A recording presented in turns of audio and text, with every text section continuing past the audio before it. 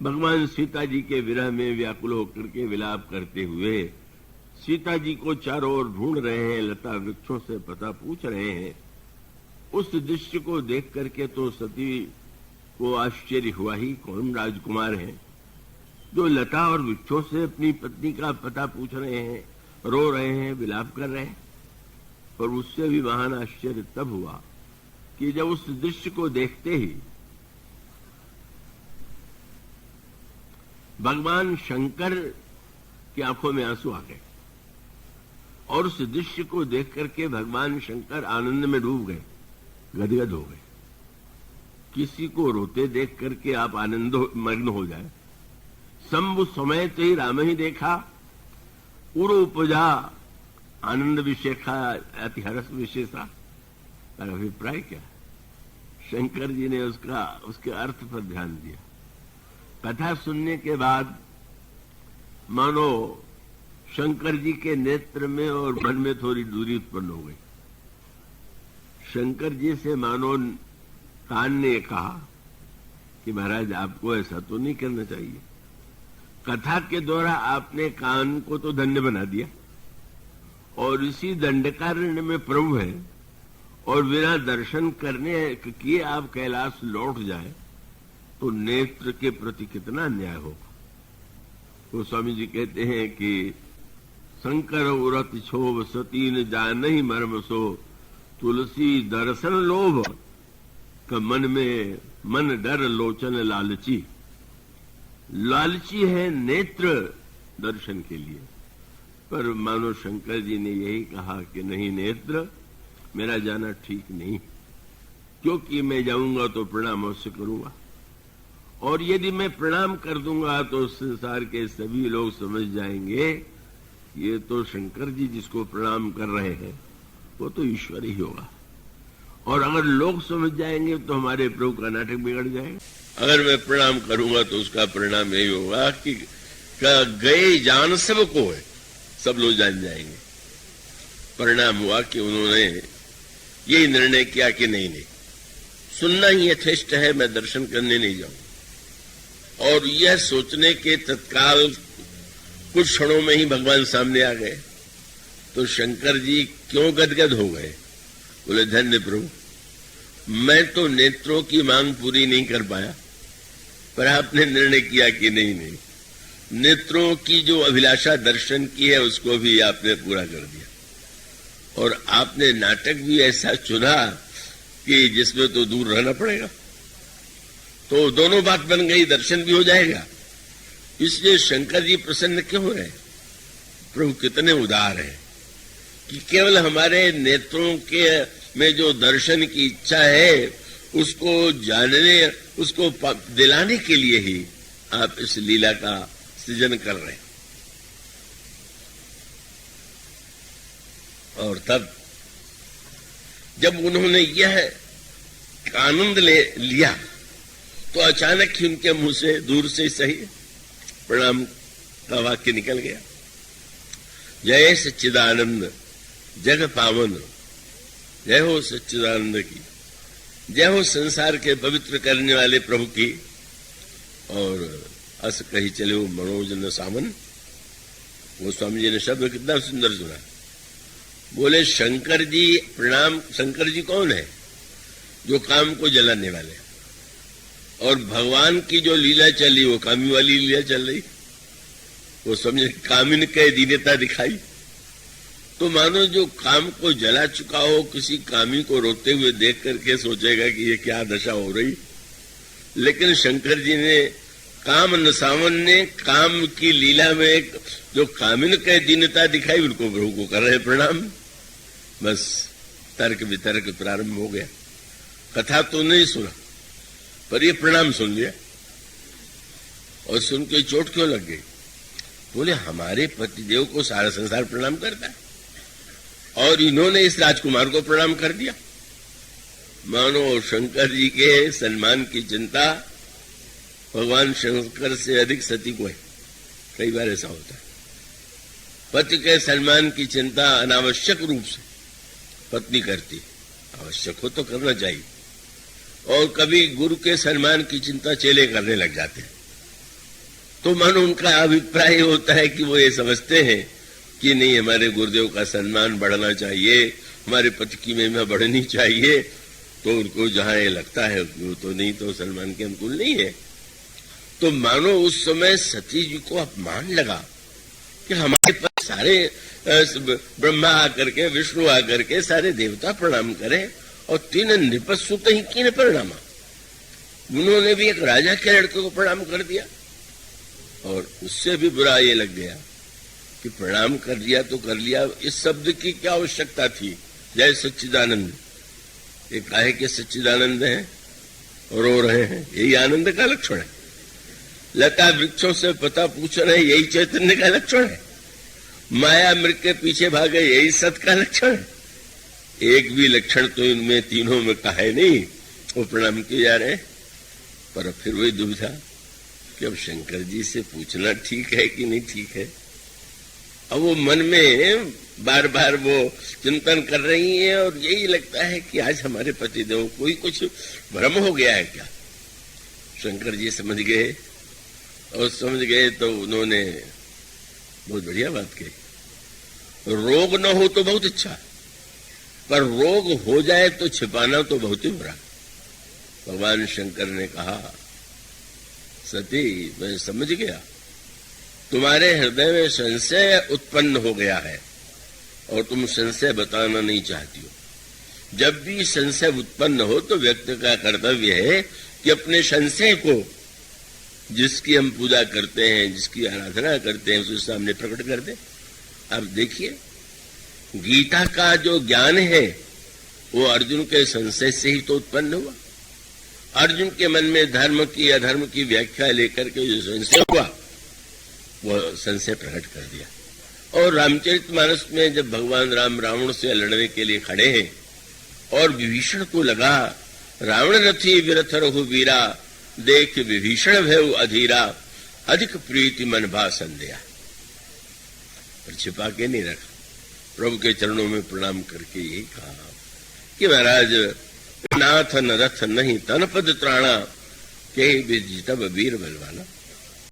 यही कहा कि जासु कथा कुंभज ऋषि गाई।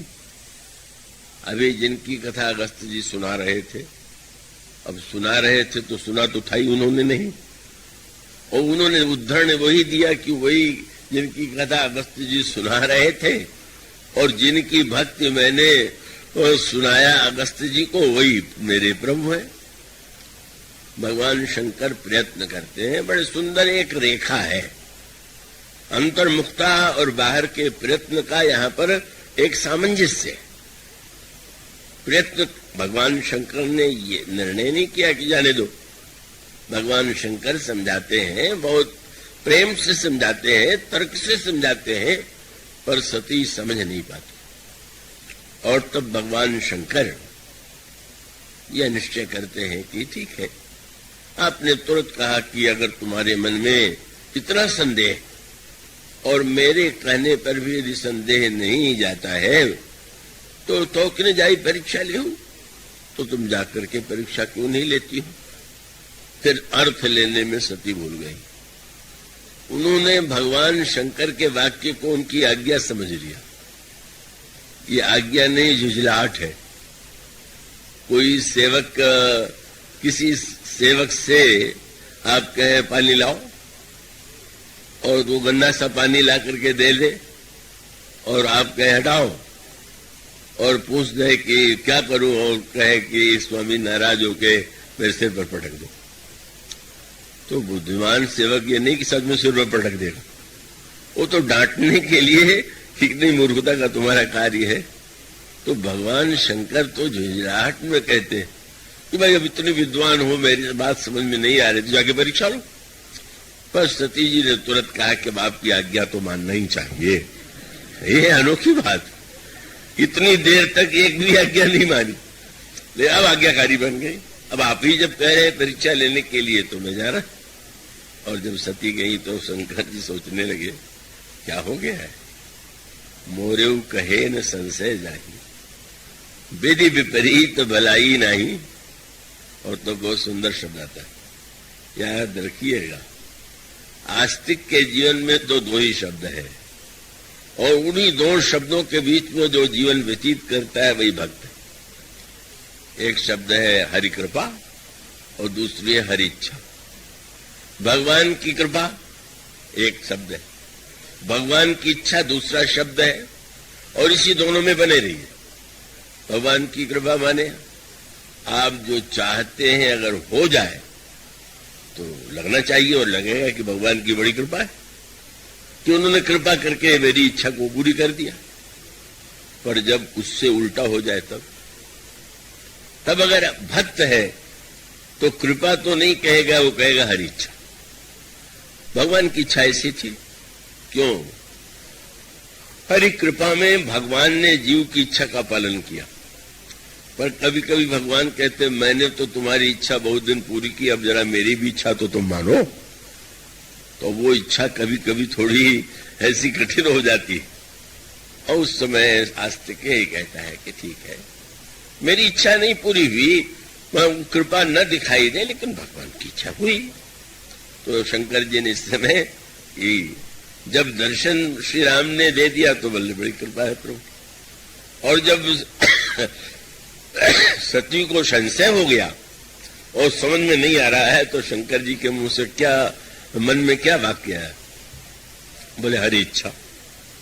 अब हरि इच्छा यही है, मेरी इच्छा तो यही थी कि कथा सुने, मेरी इच्छा तो यही थी कि मैंने प्रणाम किया तो ये भी प्रणाम करे, लेकिन उन्होंने कुछ नहीं किया। तो अब जब हरि इच्छा भावी बलवाना हृदय विचारत सम्भु सुजाना, ठीक है, हरि इच्छा यही। उस समय एक सूत्र आता है, वो चौपाई बार बार दोहराई जाती है, पर वो उचित अवसर पर ही दोहराई जानी चाहिए। चौपाई किसके द्वारा, श्लोक किसके द्वारा, किस समय कहा गया, इसका बड़ा महत्व है।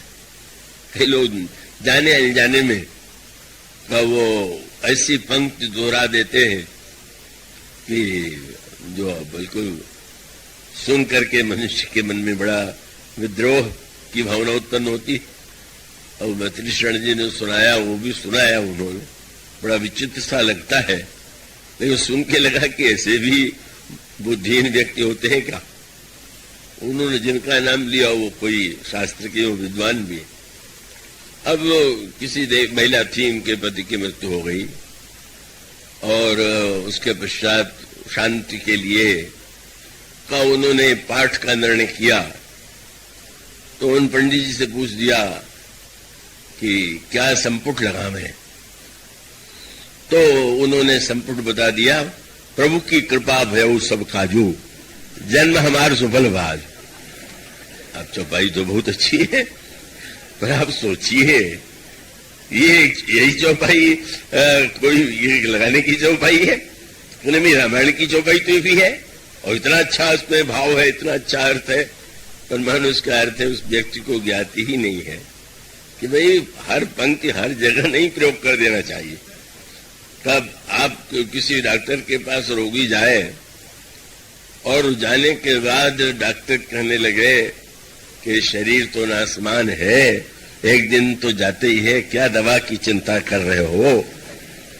तो बात तो सही है, शरीर तो जाता ही है, लेकिन डॉक्टर अगर उस समय ऐसा कहे तो उससे बढ़ करके ना समझ डॉक्टर कौन होगा? तो इसका अभिप्राय यह है कि हर पंक्ति को हर समय मत दोहरा दीजिए। अब एक पंक्ति कहने लगे कि तुलसीदास जी ने तो समाज को बिल्कुल उदासीन बना दिया। क्यों? बोले को नृप हो हमें कहानी, लोग दिलचस्पी नहीं लेते कि रामायण में तो लिखा हुआ को नृप हो हमें कहानी। मुझे आश्चर्य आता है, ये चौपाई जिसने कहा था वो तो इतनी बड़ी योजना बना रही थी कि राज्य को कैसे बदल दे।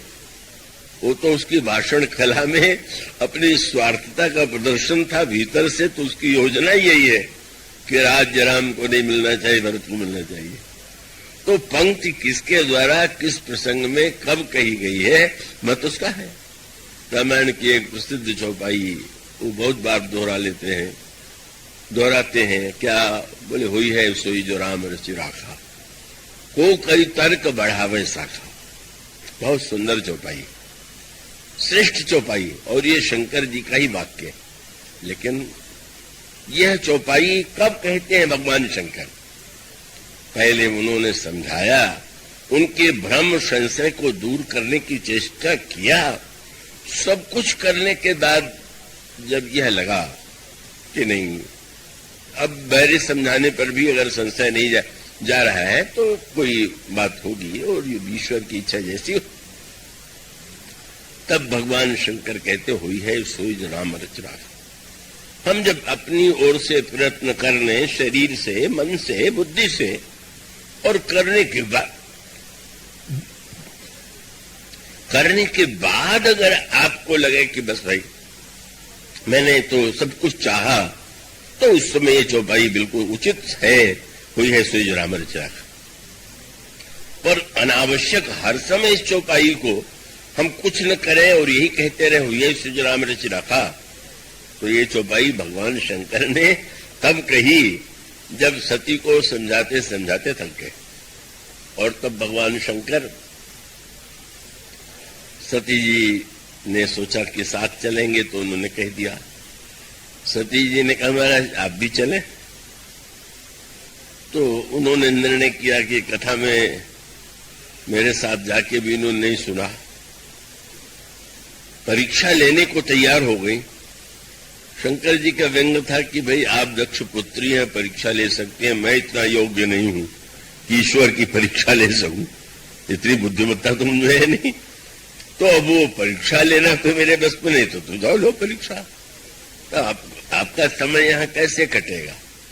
और तो वो सोचने कहा, शंकर जी ने कहा तब लगे बैठ यहां बट छाई, देख नहीं रहे हो बरगद की कितनी सुंदर छाया है, और बस इसी के नीचे मैं विश्राम करूं। इसका आध्यात्मिक तात्पर्य था संशय जंगल है, संशय के जंगल में तुम्हें संशय उत्पन्न हो गया, और बट है विश्वास, बट विश्वास। जब तक तुम संदेह के वन में भटकोगी, विश्वास की छाया में मैं विश्राम करूंगा। और तब अस कही लगे जपन हरिनामा। भगवान शंकर जो है बस वट की छाया में बैठ करके प्रभु के मंगलमय नाम का जप करने लगे। और इसका तत्व यही है कि हम प्रयत्न करते हुए भी यदि सफल न हो और हम किसी प्रकार से अपने संकल्प को पूरा न कर सके, तो हमें अपनी आस्था में बैठ करके भगवान के नाम का आश्रय लेना चाहिए, भगवान के नाम का जप करना चाहिए, ईश्वर कर